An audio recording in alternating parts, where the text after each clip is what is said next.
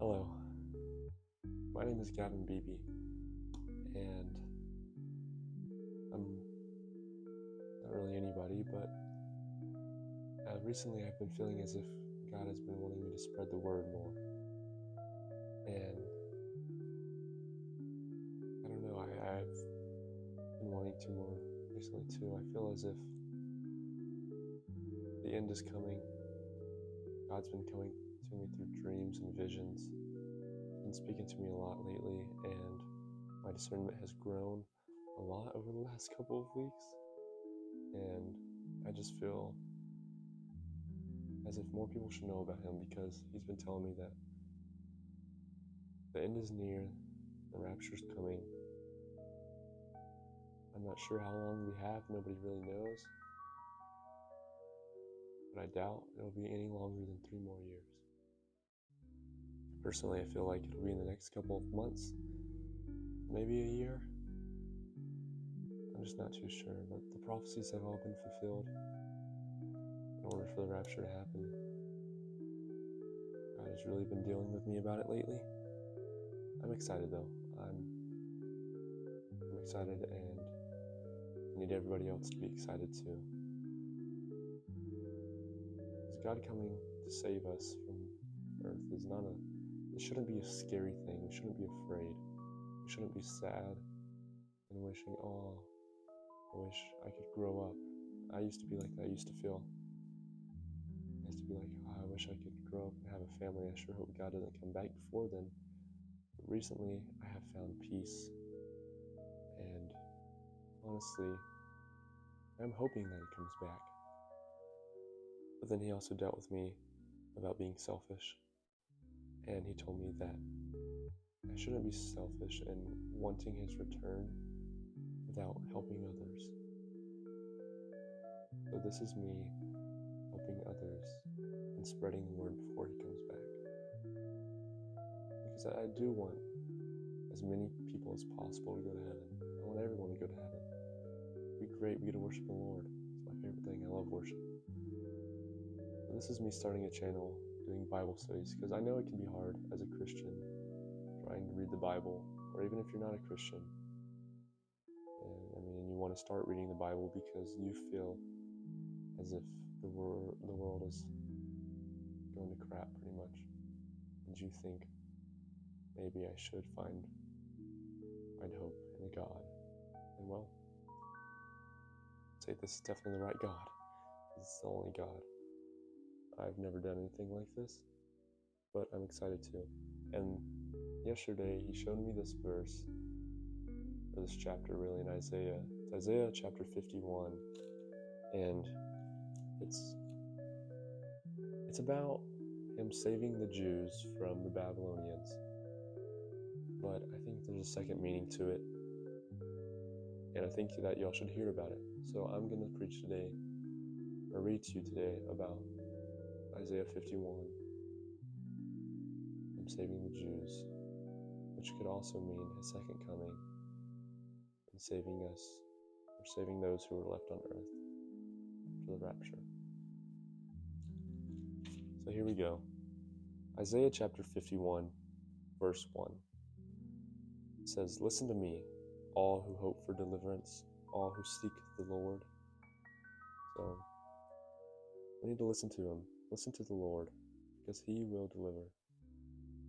And chapter 51 is about God giving hope to the Jews while they're imprisoned by the Babylons.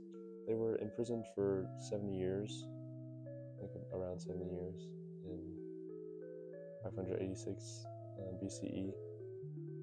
The Babylonians captured Jerusalem, and this is God giving them hope and peace during this time of stress and depression, whatever they're going through. It was not a time of happiness, and He's just basically telling them that they need to trust in Him.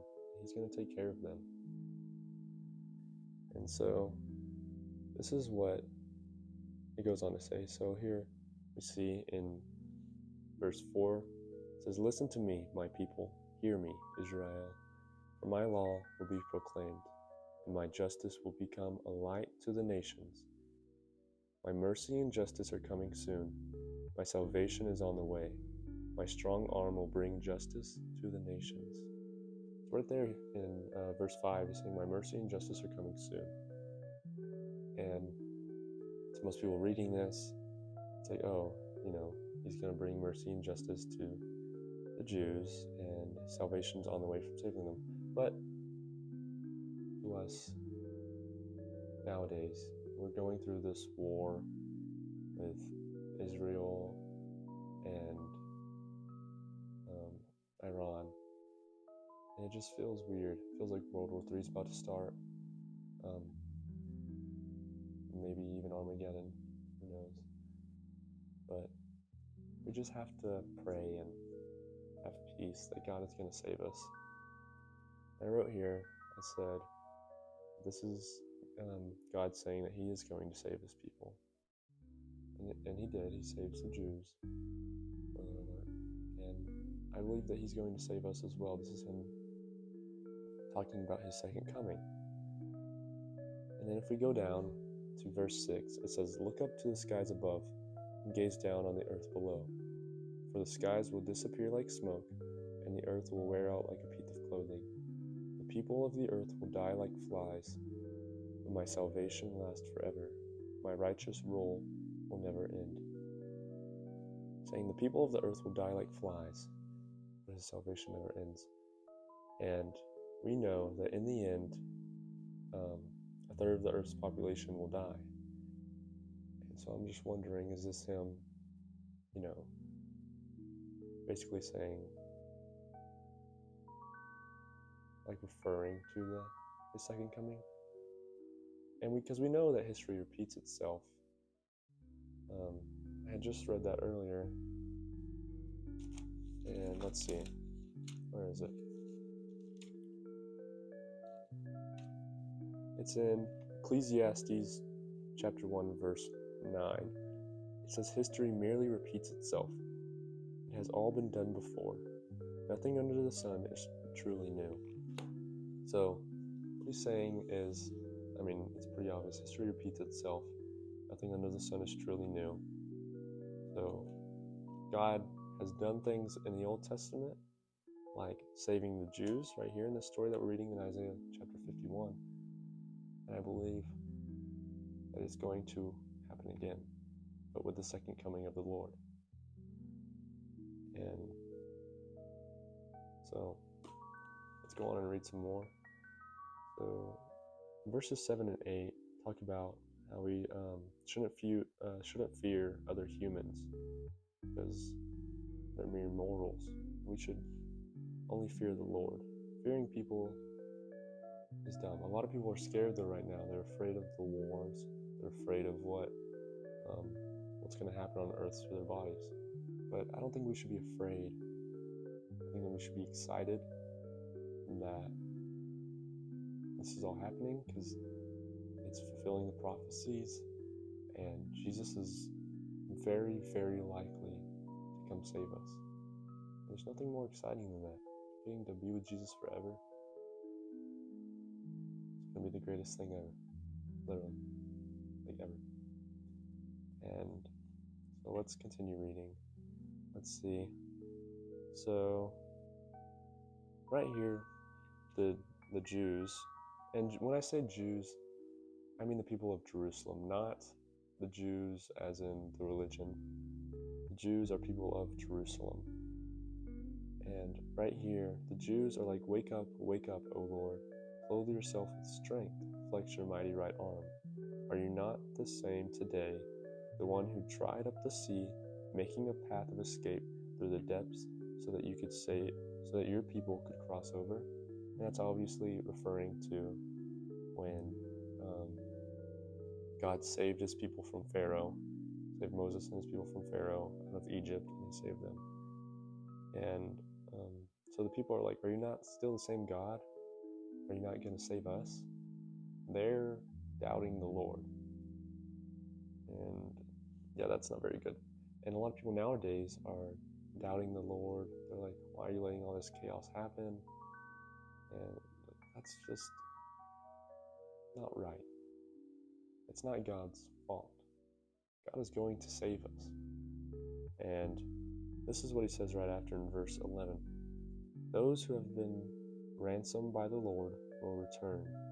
They will enter Jerusalem singing, crowned with everlasting joy. So, basically saying that, so those who have been ransomed by the Lord will return. Those who have been ransomed by the Lord. When Jesus died for us, we were ransomed by the Lord.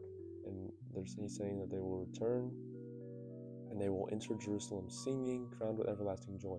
So the Father is saving these people from Babylon, since Babylon had captured them, and Jesus is saving them. The Lord's saving them. He says they're entering Jerusalem and they're singing, they're excited, they're happy, they're free, they're finally free. Sorrow and mourning will disappear and they will be filled with joy and gladness. And in verse 12, Jesus goes on to say, I, yes, I am the one who comforts you. So why are you afraid of mere humans? And from verse 12 through 16, God is just like, I'm your creator. Why are you afraid of these humans? I mean, they're mere mortals. They're going to die. You should put your faith and trust in me and be afraid of me. Fear me. Fear what I can do. Don't fear these people, because they're nobody. They're going to die eventually, and they will have no power at all. So I wrote, this is a powerful message, and God asked why they're so afraid of humans when they should trust that the Lord will take care of them, which is what I just said earlier in verses 7 through 8. Do not fear other humans or their threats, for they are mere mortals. We shouldn't be afraid of what's going on in the world today, but we should fear God's judgment day, his second coming, his rapture, all of it. We shouldn't be afraid of him, but you need to have some fear of the Lord, because if you're just living your life and you don't fear the Lord, and you don't care about the Lord, then you're not going to make the rapture. And if you don't make the rapture, then you're going to go through a bunch of terrible things on earth, like the plagues and all the stuff that's mentioned throughout Revelation. And it's going to be terrible. You need to put your faith in the Lord and stop worrying about all the stuff that's going on earth. It doesn't matter. I mean, it is meaningless. Everything that happens on earth is meaningless. That's exactly what Ecclesiastes is about. Ecclesiastes talks about how everything is meaningless. This was written by King David's son, and he wrote this book, and he was the most wise king to ever rule Jerusalem, and he wanted everything the world had to offer. But he learned that it was never fully going to satisfy him, and therefore it is all meaningless. He kept saying, it is meaningless, it is meaningless, nothing matters, everything is meaningless. And he doesn't mean that everything on earth is completely meaningless, like this, spreading the word. He means that if you don't have God, which he clearly states, if you don't have God and you just want to be wise and you want to be rich and wealthy, that's meaningless. And Jesus right here is basically saying that being afraid of these humans is meaningless. There's no point in being afraid of something that is going to die eventually. I mean, eventually, you won't be here on earth. You're going to be with the Lord forever, for eternity. So why be afraid of the things on the earth? They're meaningless. You should fear the Lord and trust in the Lord and know that he's going to save you. And that's how it is today. We need to know that the Lord is going to save us from these terrible times of war and famine and desolation and all this stuff, because the Lord will take care of us. And let's keep on reading. In verses 17 through 20, Jerusalem has made God mad and experienced his judgment. They have no leaders and have been abandoned. They've been through 2 calamities. God rebukes them, and they are helpless and defenseless. That's what I wrote in my notes, and so let's see what it says. Verse 17, wake up, O Jerusalem. You have drunk the cup of the Lord's fury. This means that they've made God pretty upset. And so this kind of completely flips what's going on, because right before this, God had just saved them from the Babylonians, and they were all happy, and sorrow and mourning had disappeared. They were filled with joy and gladness. And now God is very upset with the Jews. He says, "You have drunk the cup of terror, tipping out its last drops. Not one of your children is left alive to take your hand and guide you. These two calamities have fallen on you: desolation and destruction, famine and war. And who is left to sympathize with you? Who is left to comfort you? For your children have fainted and lie in the streets, helpless as antelopes caught in a net. The Lord has poured out his fury. God has rebuked them." So God is clearly upset. And he has rebuked the people of Jerusalem because actually, it doesn't really say why, but he does say that these two calamities have fallen upon them: desolation and destruction, famine and war, which is similar to the second coming, when Jesus, the Lord, allows all these terrible things to happen, like war and desolation, famine, and destruction. I mean, he talks about how he's going to let these plagues out and the world's going to go to crap. It's going to be horrible. And that's because everybody has made the Lord upset, which is happening right now. And we just have to know that we need to trust the Lord and trust that he's going to take us during the rapture. Let's move on. So verse 21 says, "But now listen to this, you afflicted ones who sit in drunken stupor, though not from drinking wine. This is what the sovereign Lord, your God and defender, says. See, I have taken the terrible cup from your hands. You will drink no more of my fury. Instead, I will hand that cup to your tormentors." So basically what God's saying is, I'm done tormenting you. I'm done torturing you. I'm now going to torment the people who have been tormenting you. These people are going to be tortured. And if we flip the next page, it says, "Those who said, we will trample you into the dust and walk on your backs." And that's the end of chapter 51. So right there, God is saying he's done torturing the Jews. Now he's going to torture the people who tortured them, in which we can kind of say that is similar to the Father torturing the evil spirits of the world. That he's going to torture people who have been torturing us. And so I just think that Isaiah 51 has two meanings to it. I believe it refers to back when he saved the Jews, and just like earlier when I went back in Ecclesiastes chapter 1, it said that history repeats itself. And I believe that history will repeat itself in this way, and this also could refer to the second coming of the Lord. And if you don't know, because I didn't know this for a long time, the second coming is different from the rapture. The rapture will come, and we will be brought up to heaven. And then the second coming will happen. And during that second coming, we're going to go back to earth. We're going to go down to earth for 1,000 years. And we're going to fight the devil. The Lord is going to fight the devil for 1,000 years. And it doesn't really say what we're fighting for, but why would we be fighting the devil? What does he have that we want?